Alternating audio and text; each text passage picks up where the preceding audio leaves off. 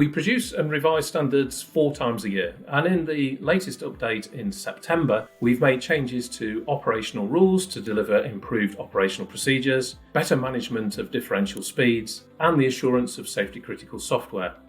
And this latter standard is important as it addresses a recommendation from an investigation undertaken by the Rail Accident Investigation Branch.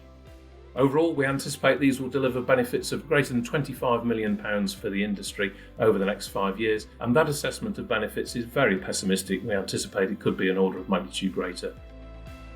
Now, you can influence standards as well through the consultation process, and over the next few months we'll be consulting on revised and new standards for plant, wheel sets and axle boxes, ERTMS onboard fitment, and providing a new guidance note for passenger seat comfort.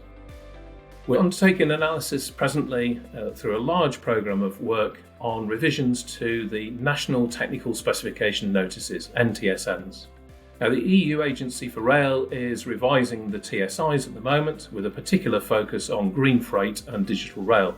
And we have a choice to determine which of those changes we want to incorporate within our own NTSNs. RSSB is undertaking the analysis, supported by our standards committees, and we anticipate making a recommendation to the Secretary of State for Transport in the spring of next year for revised NTSNs for publication in the summer. But this is dependent on timely process through the European process, which is not yet assured.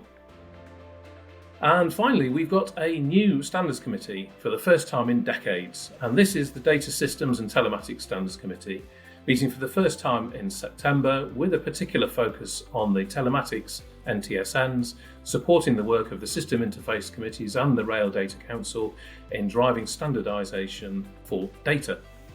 All of our standards, details of our consultations are available for anybody on our website, and if you need any help, please do get in touch.